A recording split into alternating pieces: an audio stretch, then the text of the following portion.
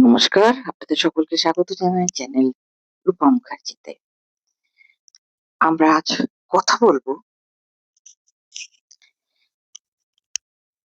2026 সালে নতুন সরকারের বাজেটে ঘোষিত একটি অত্যন্ত গুরুত্বপূর্ণ সিদ্ধান্ত নিয়ে। রাজ্যের লক্ষ লক্ষ বৃদ্ধ-বৃদ্ধা, বিধবা মহিলা এবং বিশেষভাবে সক্ষম মানুষের জন্য বড় সুখবর নিয়ে এসেছে এবারের বাজেট। বাজেট ঘোষণার আগে থেকেই রাজ্যের কৃষক, শ্রমিক, মহিলা, বেকার যুবক-যুবতী এবং সরকারি কর্মচারীদের জন্য কি ঘোষণা হতে চলেছে তা নিয়ে ব্যাপক জল্পনা চলছিল। তবে সবচেয়ে বেশি অপেক্ষা ছিল বৃদ্ধা ভাতা, বিধবা ভাতা এবং মানবিক ভাতা উপভোক্তাদের। কেননা সকলেই আশায় বুক পেতেছিলেন যে যেরকম ভোটের পূর্বে প্রতিশ্রুতি দেওয়া হয়েছিল যে ১,০০০ টাকা পাওয়া যেত সেটাকে দ্বিগুণ করে দেওয়া হবে, অর্থাৎ ২,০০০ হবে।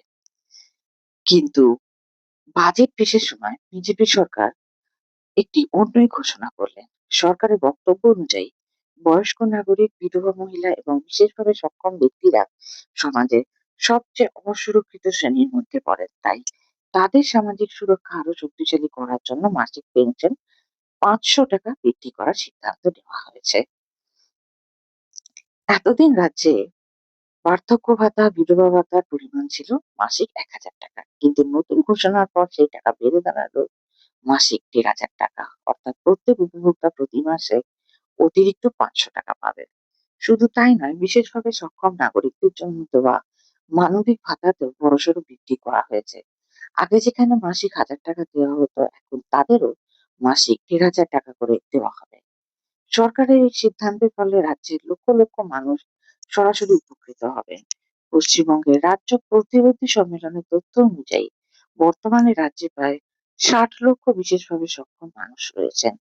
তাদের জন্য এই ভাতা বৃদ্ধি নিঃসন্দেহে একটি বড় স্বস্তির খবর।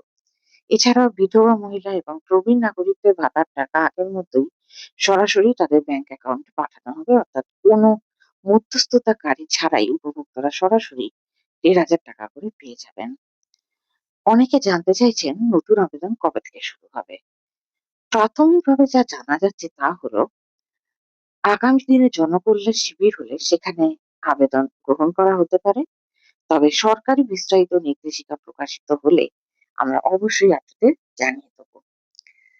বৃদ্ধ ভাতা, বিধবা ভাতা এবং মানবিক ভাতা একসঙ্গে ৫০০ টাকা বৃদ্ধি করার সিদ্ধান্ত রাজ্যের সামাজিক সুরক্ষা ব্যবস্থাকে আরো শক্তিশালী করবে বলে মনে করা হচ্ছে। তবে সকলে যেখানে ২,০০০ টাকার আশা করেছিলেন, সেই আশা পূর্ণ হলো না। ভোট পূর্বে কথা দেওয়ার সত্ত্বেও কিন্তু মাত্র ৫০০ টাকা বাড়ানো হয়েছে। এই বিষয়ে আপনাদের মতামত কি? ভাতা বৃদ্ধি কি যথেষ্ট হয়েছে, নাকি আরো বাড়ানো উচিত ছিল? কমেন্টস করে অবশ্যই জানান। আর ভিডিওটি ভালো লাগলে লাইক করুন, শেয়ার করুন এবং আমাদের চ্যানেলটি সাবস্ক্রাইব করে পাশে থাকা বেল আইকনটি প্রেস করে রাখুন। সকলে ভালো থাকুন। ধন্যবাদ। নমস্কার।